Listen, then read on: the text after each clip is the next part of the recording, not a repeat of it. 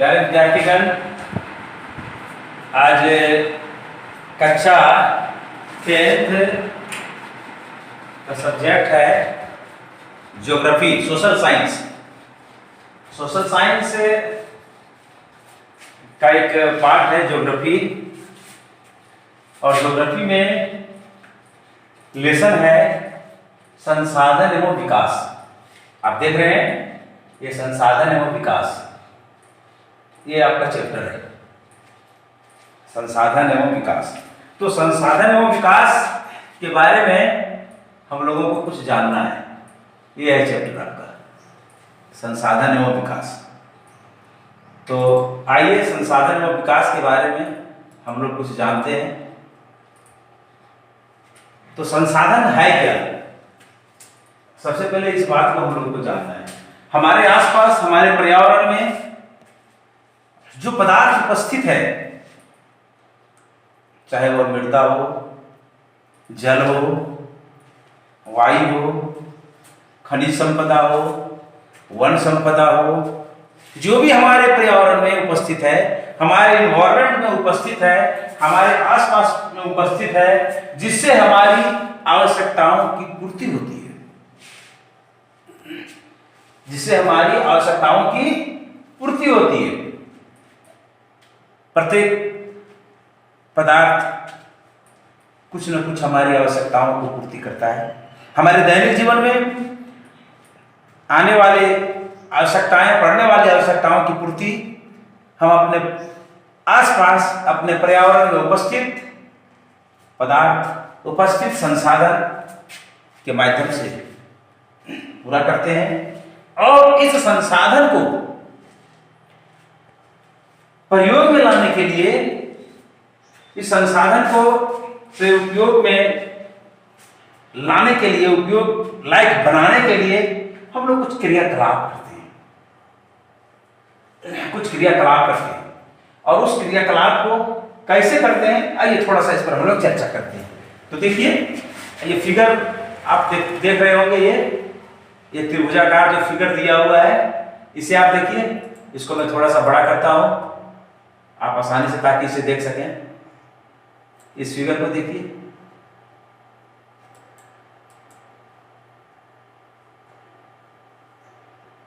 ये फिगर है, एक ट्रिंगल बना हुआ है, त्रिभुज बना हुआ है, जिसमें मिड पॉइंट, जिसका सेंटर में, केंद्र में मानव लिखा हुआ है, ह्यूमन।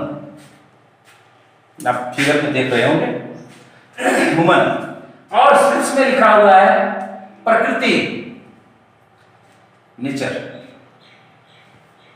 और फिर इधर लिखा हुआ है प्रौद्योगिकी, टेक्नोलॉजी।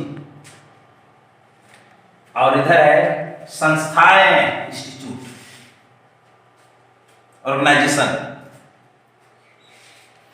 ये तीन बात है, तीन बात आ रहा है। प्रकृति, जिससे हम पदार्थ को की आपूर्ति करते हैं, जिससे पदार्थ को हम प्राप्त करते हैं, वो प्रकृति हो गया। प्रौद्योगिकी, प्रौद्योगिकी क्या हो? टेक्नोलॉजी, उस पदार्थ को अपने उपयोग लायक बनाने के लिए हमें कुछ ना कुछ टेक्नोलॉजी यूज करना पड़ता है। सपोज कीजिए, लोहे कहां से पाया जाता है? प्रकृति से हम लोग पाते हैं, खनिज से, खानों से। वो खनिज है, खानों से खोदा जाता है, निकाला जाता है। क्या हम लोग यूज करने लगते हैं उसे? नहीं, उसे फिर यूज करने लायक उसको पहले परिशोधन किया जाता है, शुद्ध किया जाता है, और शुद्ध करने के बाद हमारी क्या आवश्यकता है, उस आवश्यकता की कल्पना करते हैं हम लोग। जो आवश्यकता हमारी है, उसको पूर्ति उस पदार्थ से कैसे की जा सकती है, उसके रूप में उसे हम ढालते हैं। उसके लिए टेक्नोलॉजी की जरूरत पड़ती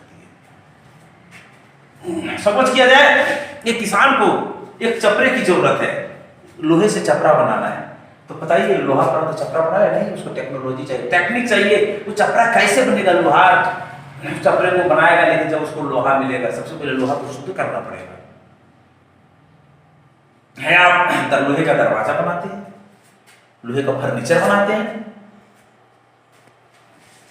तो जो फर्नीचर बनाने वाला जो कारीगर है, वह कारीगर सिर्फ फर्नीचर को नहीं बना लेता, उसका साइज किया था, साइज उसका आता है बना हुआ। तो सारे जगह टेक्नोलॉजी का प्रयोग है। विदाउट टेक्नोलॉजी का हम प्राकृतिक संसाधन का सुगमता पूर्वक दोहन नहीं कर सकते। और ऑर्गेनाइजेशन चाहिए। ऑर्गेनाइजेशन किस लिए? किस लिए ऑर्गेनाइजेशन? संस्थाएं किस लिए हैं? संस्थाएं हमारे सारे संसाधनों को परिभाषित करके और संसाधनों को उपयोग में लाने के लिए वो हमेशा तत्पर रहती है। टेक्नोलॉजी यूज करती है, man power, human power use करती है, ट्रांसपोर्टिंग करती है। सारा काम जो संस्थाएं का है, पहले क्षेत्र को पहचानती है, कहां से हम इस कच्चा माल को आपूर्ति करेंगे, हम प्राप्त कच्चे माल को हम कहां पे इसका परिशोधन करेंगे, कैसे परिशोधन करेंगे, उस परिशोधन किए हुए वस्तु को फिर हम ट्रांसपोर्टिंग करके कहां पे हम उसको मार्केट में ले जाएंगे, फिर मार्केट से लोग प्राप्त करेंगे, फिर अपनी आवश्यकता की पूर्ति करेंगे। इसके लिए हमें संस्थाएं की जरूरत पड़ती है। संस्थाएं इसको डेवलप करती है, कैसे हम इसको बना सकते हैं। तो ये सारा जो खेल हो रहा है, ये सारा जो गेम हो रहा है, वो किसके कारण हो रहा है? मानव के कारण हो रहा है। इसका सफल कलाकार, इन सारे खेल का सफल कलाकार ह्यूमन है, मानव ही है सब कुछ। इसमें संस्थाएं का निर्माण कौन करेगा? तो मानव। टेक्नोलॉजी कौन यूज करेगा? मानव। और प्रकृति में जो पाए गए पदार्थ उसको परिभाषित करके, उसको क्षेत्र को पहचान करके उसको उपयोग करने लायक कौन बनाएगा? तो मानव। और ये काम में किसके लिए आएगा? तो मानव के लिए ही काम में आएगा। तो ये है संसाधन। अब आगे चलिए देखते हैं। तो आगे बता रहा है, चलिए इसको छोटा करते हैं और इधर आइए आप।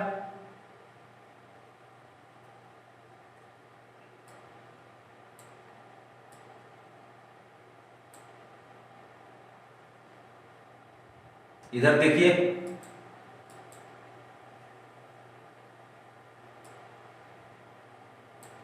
ये 4 पॉइंट, ये 4 पॉइंट है हमारे पास। ये 4 पॉइंट को आपको अपने नोट में सबसे पहले नोट कर लेना है। बहुत बेहद इंपॉर्टेंट है, ये बहुत महत्वपूर्ण है आपके लिए। पहला पॉइंट है उत्पत्ति के आधार पर। उत्पत्ति के आधार पर उत्पन्न जो हुआ है, पदार्थों की जो उत्पत्ति हुई है, मैटर जो प्रोड्यूस हुए हैं, उसके आधार पर, बेसिस ऑफ द प्रोडक्शन, उसके आधार पर, अपने आप में जो उत्पत्ति हुई उसके आधार पर पदार्थों को हम लोग 2 भागों में बांटते हैं, जैव और अजैव। जैव और अजैव मीन्स, जैव मीन्स जिसमें जान है, पेड़ पौधे, एनिमल, और अजैव मीन्स जिसमें जान नहीं है, अजैव पदार्थ हो गया, अजैव घटक हो गया। जैसे मृदा हो गया, वायु हो गया, जल हो गया, हवाएं हो गई, ये सब सारी चीजें, तापमान हो गया, ये सब सारे चीज जो है अजैव घटक के अंतर्गत आते हैं। और जैव घटक के अंतर्गत आएंगे जिसमें जान है, पेड़ पौधे, सारे पेड़ पौधे छोटे आकार के हों या बड़े आकार के हों, और सारे जंतु वो छोटे आकार के हो या बड़े आकार के, जिस वर्ग में आते हो, ये सारे जैव में आ जाएंगे क्योंकि इसमें जान है। तो 2 भाग बना, किसके आधार पर? उत्पत्ति के आधार पर। दूसरा क्या है? समाप्यता के आधार पर। समाप्यता मीन्स समाप्त होने वाले। तो समाप्यता के आधार पर भी हम लोग 2 वर्गों में इसको, संसाधनों को समझेंगे। ऐसे संसाधन जो नवीकरण है, नवीकरण योग्य है, जो रिन्यूएबल हो सकते हैं, पुनः जिसको हम प्राप्त कर सकते हैं, और अनवीकरण जिसे हम पुनः प्राप्त नहीं कर सकते हैं। किसके आधार पर? समाप्यता के आधार पर, समाप्त होने के आधार पर। एक समाप्त होने वाले, एक समाप्त होने वाले नहीं। समाप्त होने वाले में क्या क्या हो सकते हैं? लोहा समाप्त हो सकता है, कोयला समाप्त हो सकता है, पेट्रोलियम समाप्त हो सकता है, एल्युमिनियम समाप्त हो सकता है। लेकिन समाप्त कौन कौन नहीं हो सकते हैं? हवाएं समाप्त नहीं हो सकती है, जल समाप्त नहीं हो सकते हैं, पेड़ पौधे समाप्त होंगे, फिर ये उग करके फिर विकसित हो जाएंगे। तो इसे हम रखेंगे नवीकरणीय। और जो समाप्त हो जाएंगे, जो पुनः जिसको प्राप्त नहीं कर सकते हैं या प्राप्त करने में काफी लंबी अवधि का इंतजार करना पड़ेगा, वह हो जाएंगे अनवीकरण, अनवीकरण योग्य, जिसे हम पुनः प्राप्त नहीं कर सकते।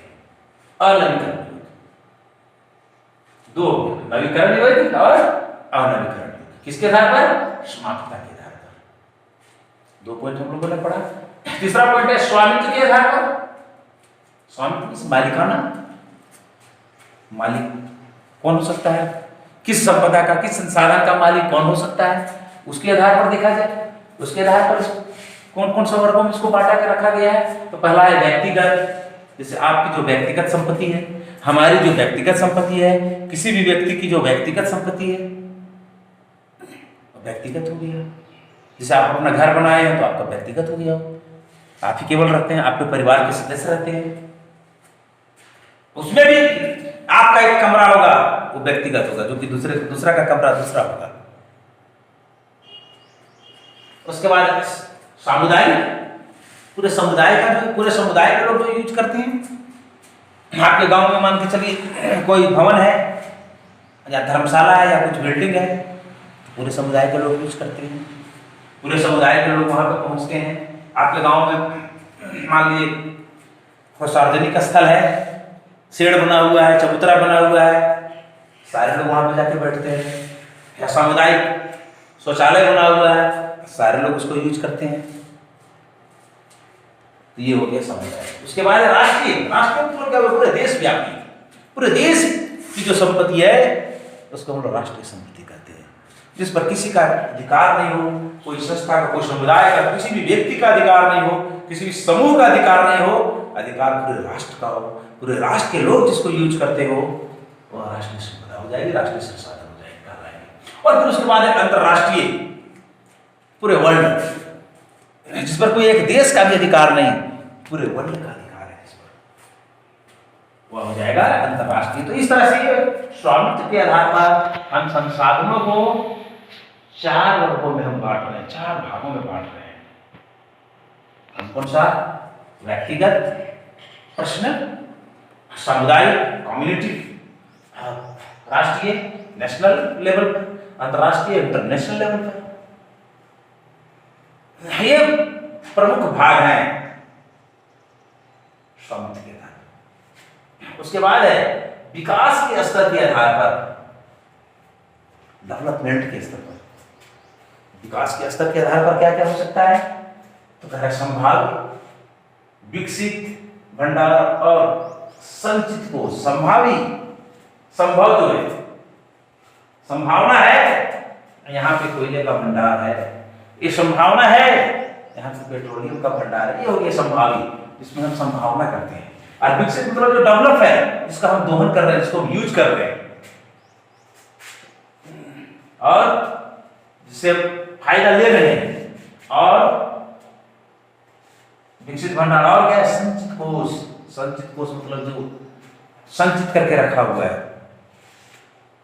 जो भविष्य में यूज होगा या जरूरत पड़ने पर यूज होगा, वो संचित कोष कहते हैं। तो इस तरह से हम लोग देख रहे हैं 4 वर्गों में इसे संसाधनों को बांटा गया है। उत्पत्ति के आधार पर, समाप्यता के आधार पर, स्वामित्व के आधार पर और विकास के स्तर के आधार पर। तो उत्पत्ति के आधार पर कौन कौन हो गया? जय वजय। समाप्यता के आधार पर कौन कौन हो गया? नवीकरणीय और अनवीकरणीय। स्वामित्व के आधार पर कौन कौन हो गया? व्यक्तिगत, सामुदायिक, राष्ट्रीय और अंतरराष्ट्रीय। और विकास के स्तर के आधार पर कौन कौन हो गया? तो संभावी, विकसित भंडार और संचित कोष। इस प्रकार से हम लोगों को समझना है और जानना है। चलिए अब आगे देखते हैं संसाधन को किस तरह से बांटा गया है। तो चलिए इसको थोड़ा सा मैं छोटा करता हूं ताकि आप आसानी से इसे देख लें। ये पूरे चार्ट को पहले एक बार आप देखिए, पूरे चार्ट। चलिए अब आपको पूरा दिख जाएगा, दिख रहा होगा पूरा एक एक करके, लेकिन देखेंगे हम लोग। सबसे पहले है संसाधन, रिसोर्स जो है आपके, इसे क्या किया गया? 2 भागों में बांटा गया। जितने भी आपके संसाधन है, रिसोर्स है, इसको 2 भागों में बांटा गया। कौन कौन सा 2 भाग है वो? एक डायग्राम भी आप इस प्रकार का नोटबुक में तैयार कर लेंगे ताकि समझने में आपको आसान नहीं हो और बहुत अच्छी तरीके से आप समझ सकें। नोटबुक में नोट कर लेंगे, एक दो बार स्टडी करेंगे, देखेंगे, पूरी की पूरी बात आपको समझ में आ जाएगी। संसाधन डिवाइडेड इनटू टू पार्ट्स, कौन कौन? प्राकृतिक और मानवीय, नेचुरल और ह्यूमन मेड, इसको हम आर्टिफिशियल भी कर सकते हैं। तो प्राकृतिक क्या है? इसको दो भागों में बांटा गया, देख लीजिए, नवीकरण योग और अनवीकरण योग, जिसे हम पुनः प्राप्त कर सकते हैं और जिसे हम पुनः प्राप्त नहीं कर सकते हैं। पुनः प्राप्त कर सकते हैं और नवीकरणीय, जिसे पुनः नहीं प्राप्त कर सकते हैं अनवीकरणीय। अब नवीकरण योग जो पदार्थ हैं वो अभी दो भागों में बांटा गया। सतत अथवा प्रवाह, जैसे पवन जल। पवन और जल क्या है? सब नवीकरणीय माना जाता है। जल, हवाएं आई उड़ के चली गई तो ऐसा नहीं कि वो और नहीं आएगी, फिर इधर से हवा रिटर्न हो जाएगी, फिर वो हवा, या फिर चलते जा रही है तो आप जानते हैं कि पृथ्वी का आकार जो से क्या है, गोल है। हवाएं अगर पूर्व की दिशा में ही चलते जा रही है अगर, तो कहाँ जाएगी? इसका तो अंत कहीं नहीं है, वो चलते जाएगी, चलते जा रही है। प्रवाह अगर इनका जारी रहेगा तो बाद में फिर पश्चिम दिशा से की ओर से लौटेगी। जैसा कि खगोल शास्त्रियों का ऐसा मानना है। लेकिन अगर उतनी लंबी बात को हम ना समझें तो हवाएं जा रही है पश्चिम से पूर्व की दिशा की ओर, और अगर पूर्व दिशा से हवाएं चलने लगेगी तो पूर्व दिशा से पश्चिम दिशा की ओर आएगी। तो ऐसा नहीं है कि जहां से हवाएं चलना शुरू वो खाली हो, इसके पीछे भी तो बहुत सारा कारण है। हवाएं कैसे चलती है और कैसे अपनी जगह की पूर्ति करती है। तो जो प्रवाह है इसका कहना है सतत कंटिन्यूअस है, जैसे पवन हो गया, जल हो गया। जल भी आप देखते हैं, जल का जो बहाव होता है कंटिन्यूअस एकदम बहाव होता है। नदियों में आप देखते हैं, नदियों में जो जल का बहाव होता है किस तरह से कंटिन्यू। तो ये दो हो गए, नवीकरणीय में दो हो गए, कौन कौन? पवन और जल। किसमें? प्राकृतिक में। और जैव में फिर दो भागों में बांटा गया, कौन कौन? प्राकृतिक वनस्पति, वन, जंगल वन, जहां पे पेड़ पौधे काफी मात्रा में, काफी संख्या में पेड़ पौधे उगे हुए पाए जाते हैं, काफी संख्या में पेड़ पौधे पले हुए पाए जाते हैं, मिलते हैं, वो प्राकृतिक वनस्पति वन। और उसके बाद वन्य जीव, जंतु, रहने वाले जीव, वो सारे जैव में आ जाएंगे। इसमें वन्य जीव के साथ साथ और भी सारे जो जंतु हैं सारे इसमें माने जाएंगे। अब इधर अनवीकरण योग में क्या है? दो भाग बनाया गया है। नवीकरण में दो भाग बनाया गया, एक सतत प्रवाह होने वाले पवन और जल, और जय हो गया यानी जंतु और पौधे। ऐसे समझ लीजिए आप। पौधे क्या होगा? पौधे बड़े होंगे, मृत हो जाएंगे, फिर एक पौधे से कितने फल लगते हैं पौधे में, उसके फल के बीज से फिर एक नया पौधा उत्पन्न होता है और फिर वह एक बड़े पौधे के रूप में विकसित हो जाता है। तो इस प्रकार से बड़े पौधे के रूप में विकसित हो जाता है, यानी नवीकरण ये। और जंतु बड़े जब होकर के जंतु फिर अपने जैसे छोटे शिशु को जन्म देते हैं, अगर वही रहते जन्म नहीं देते तो फिर ये भी हो जाते, अनवीकरण भी हो जाते। लेकिन नवीकरण का तरह से रखा गया, कभी फिर एक जंतु फिर छोटे जंतु को उत्पन्न करता है प्रजनन की क्रिया के माध्यम से, तो नवीकरण हो गया। तो दो भाग इसलिए बहने वाले हैं, ये बहने वाले नहीं है, स्थिर है। नवीकरणीय में दो, एक सतत बहने वाले, एक जैव। सतत बहने वाले पवन और जल, और जैव में आ गए ये दो। और इसमें जान नहीं है, इसमें जान है। कहने का मतलब ये है नवीकरणीय है, जान नहीं है, नवीकरणीय है, जान है, पेड़ पौधे और जंतु। और अनवीकरणीय में क्या हो जाएगा? तो पुनः चक्रीय मतलब आप तो समझ गए होंगे, रिसाइकिल जिसको कहते हैं, पुनः चक्रीय। धातु जैसे लोहा हो गया, आप क्या करते हैं? लोहे के समान कोई वस्तु, कोई वस्तु है आपके घर में, उसकी अवधि समाप्त हो गई, वो टूट गया, भंग हो गया, क्या करते हैं आप? उसे नहीं फेंकते हैं, उसको जमा करके स्टोर करके एक जगह रखते हैं, और फिर जो पुनः चक्रण के लिए आप उसे बिक्री करते हैं, शेयर कर देते हैं, फिर वो चला जाता है फैक्ट्री में, फिर वहां से दूसरे पदार्थ बन करके आता है। अगर आप फेंक देंगे तो उससे प्रदूषण उत्पन्न होगा, कोई फायदा भी नहीं हुआ, संसाधन का ह्रास भी हुआ और प्रदूषण भी उत्पन्न हुआ। तो जितने भी धातु है आप क्या करते हैं, रिसाइकलिंग के लिए भेज देते हैं। पूरा देखते हैं आप अपने घरों में देखते हो जो कबाड़ी लेने वाले लोग आते हैं, क्या करते हैं उसको पूरा जो धातु के जो छोटे छोटे पदार्थ जो टूट गए उसको पुनः सेल करते हैं। अगर नया धातु मिल रहा है 50 रुपये के जी है तो ये आपको 10 ही हो सकता है, लेकिन 10 रुपये भी आपको मिल गया, प्रदूषण भी उत्पन्न नहीं हुआ और पुनः चक्रण भी हो गया, यानी संसाधन का ह्रास भी नहीं हुआ। तो ये हम लोग अपनाते हैं। और अचक्रीय जैसे जीवाश्म ईंधन, जीवाश्म ईंधन अचक्रीय, इसमें कोई चक्र नहीं, कोई रिसाइकल नहीं है। पेट्रोलियम हो गया, कोयला हो गया, इसका क्या रिसाइकल है? कोयला जल गया तो राख बन गया, समाप्त हो गया, कोई इसका अपना यूज नहीं है, मृदा में वो मिल जाएगा। पेट्रोलियम जल गया, गैस बन करके वायुमंडल में उड़ गया और वायुमंडल को प्रदूषित है, वायुमंडल को प्रदूषित किया, उसका फिर कोई लाभ है नहीं, फिर कोई बेनिफिट है नहीं, उसका चक्रण भी नहीं कर सकते हैं, अचक्रीय पुनः प्राप्त भी नहीं कर सकते हैं आप। तो ये हुआ प्राकृतिक संसाधन। अब हम लोग चलते हैं मानवीय संसाधन में। मानवीय, ह्यूमन मेड, मनुष्य के द्वारा बनाया गया संसाधन। मनुष्य ने क्या क्या बनाया? तो मनुष्य बनाया संरचनाएं एवं संस्थाएं। और क्या बना सकता है मनुष्य? कोयला तो नहीं बना सकता है, पेट्रोलियम तो नहीं बना सकता है, पौधे तो नहीं बना सकता, पौधे को उगा सकता है, उगाने के लिए एक कड़ी का काम कर सकता है, वो भी मतलब केवल उसको सुरक्षित करता है। और इसमें इसका पौधे को उगाने में इसका कोई रोल नहीं, प्रकृति के पास स्वतः सारा सिस्टम है पौधे को उगा कर डेवलप करने का। हवा उसके पास है, रोशनी उसके पास है, जल उसके पास है और बीज भी उसी का है। प्रकृति में बिखरा हुआ बीज स्वतः जो उग करके नया पौधा बन जाता है। हम लोग लगाते हैं तो हम लोग कड़ी का काम करते हैं केवल, और हम लोग का इसमें कोई विशेष रोल नहीं है।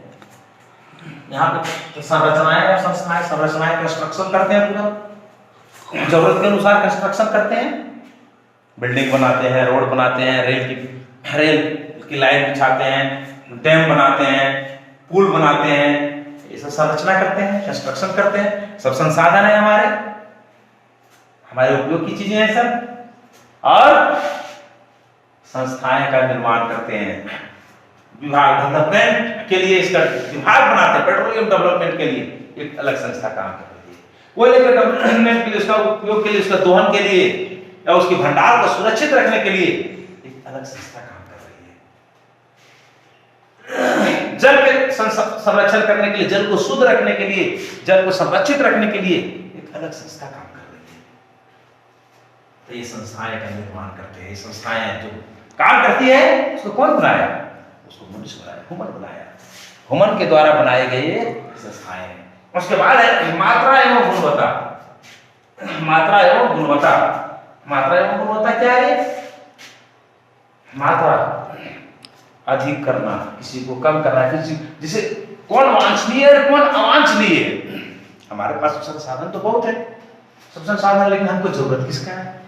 अभी इस परिस्थिति में हमको किस परिस्थिति में किस संसाधन का जरूरत है, उसी संसाधन का हम लोग दोहन करते हैं और उसी की मात्रा को बढ़ाने का प्रयास करते हैं। उसी की मात्रा को हम टेक्नोलॉजी के साथ जोड़ करके और विकसित करके अपने दैनिक जीवन में।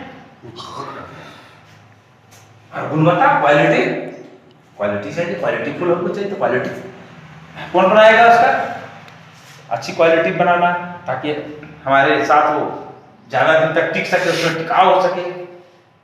इसके लिए मानव है, मानव इसके लिए जिम्मेदार है, उसकी जिम्मेवारी है संसाधनों में गुणवत्ता लाना, उपभोग किए जाने वाले संसाधन में गुणवत्ता लाना, उसकी मात्रा को निश्चित करना, कैसे हमको कितना यूज करना है, किस प्रकार से यूज करना है, किसको यूज करने से क्या हमें कितनी फायदा है, ये सारा जो डिपेंड करता है, सारा जो निर्भर करता है ह्यूमन के ऊपर, मानव के ऊपर निर्भर करता है। तो चलिए एक बार फिर संक्षेप में आप देख लीजिए इसी को। सबसे पहले है संसाधन। आपको थोड़ा सा मैं बड़ा कर देता हूं ताकि आपको आसानी से देख सके। संसाधन, आप संसाधन देख रहे होंगे, ये दो भागों में बांट दिया गया और दो भाग में से संसाधन के दो भाग हैं। देखिए, पहला प्राकृतिक और इधर क्या है, इधर है मानवीय। तो चलिए सबसे पहले हम लोग प्राकृतिक को फिर से पुनः देख लेते हैं। इसको दो भागों में बांटा गया, बड़ा किया गया, आप आसानी से इसे देख रहे होंगे। प्राकृतिक को दो भागों में बांटा गया, नवीकरण युग और अनवीकरण युग। नवीकरण युग में भी को भी दो भागों में बांटा गया, सतत अथवा प्रवाह बहने वाले जैसे पवन हो गए, जल हो गए, और जैव जिसमें जान है। तो अजैव में प्राकृतिक वनस्पति और वन्यजीव, प्राकृतिक वनस्पति और वन्यजीव, ये सब सारा। अब इधर आइए अनवीकरण युग। अनवीकरण युग में कौन कौन आएंगे इसमें? तो अनवीकरण युग में है पुनः चक्रीय, जैसे धातु, जो भी धातु पुनः चक्रण जिसका करते हैं हम लोग, चाहे जो भी धातु रहे, धातुओं का पुनः चक्रण तो होता ही है। और उसके बाद अचक्रीय, जिसका हम पुनः चक्रण नहीं कर सकते हैं, जैसे जीवाश्म ईंधन। जीवाश्म ईंधन का पुनः चक्रण तो होगा नहीं, वो सब यूज हो गया तो समाप्त हो गया। उसके बाद आइए अब मानवीय में, प्राकृतिक हम लोग देखेंगे, मानवीय में आइए ह्यूमन वेड में। इसको दो भागों में बांटा गया है। वो दो भाग कौन कौन है? संरचनाएं और संस्थाएं। कंस्ट्रक्शन जो हुआ है, सारे जो कंस्ट्रक्शन हुए, बिल्डिंग बने, रोड बने, रेलवे, सारे जो कंस्ट्रक्शन है ह्यूमन मेड है सब। और संस्थाएं, जितने भी संस्थाएं हैं, संसाधनों के दोहन के लिए, संसाधनों के डेवलपमेंट के लिए, संसाधनों को उपयोग करने के लायक बनाने के लिए जो संस्थाएं बनाई गई, सब ह्यूमन मेड है। अब मात्रा होता है, मात्रा की जरूरत है, किसकी मात्राओं को कितने यूज करना है, किसका किस मात्रा, किस संसाधन का ज्यादा हमें उपयोगिता है, उसके अनुसार से उसकी अधिक मात्रा का हम दोहन करते हैं, उसकी अधिक मात्रा को हम विकसित करते हैं, अधिक मात्रा को उपयोग करने लायक बनाते हैं, और उसमें क्वालिटी लाते हैं, गुणवत्ता। विदाउट गुणवत्ता का हम उपयोग अच्छी तरीके से नहीं कर सकते हैं। तो प्यारे विद्यार्थीगण, आपने पढ़ा, आपका ये संसाधन में ये चार आप देख लिए थे, जिसको वर्गीकरण किए थे हम लोग, उत्पत्ति के आधार पर, समाप्यता के आधार पर, स्वामित्व के आधार पर, विकास के स्तर के आधार पर। तो इसे हम लोग थोड़ा सा और हम लोग छोटा करते हैं इसे। चलिए,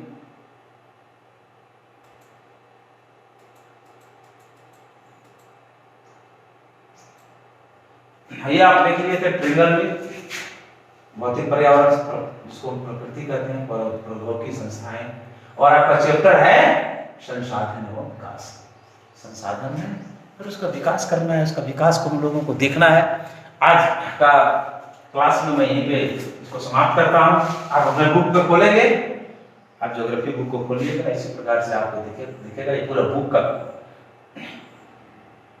संरचना है, ये आपको दिख रहा होगा। आप अपने बुक से मिलाएंगे और इस प्रकार से तैयारी में जुट जाएं, और प्रत्येक चीज को, अपने जो इंपॉर्टेंट, जो प्रमुख चीज जो आपके पास से आ रहे हैं, उसे आप नोटबुक में नोट करते चलें। धन्यवाद विद्यार्थी। आप, मुझे आशा उम्मीद है कि आप लोग इसका लाभ लेने में पीछे नहीं रहेंगे। और कहा गया है कि जो जागेगा वो पाएगा, जो सोएगा वो खोएगा। आपका समय बीत रहा है, आप जगें और काम में जुट जाएं, और जुट करके आगे बढ़ें।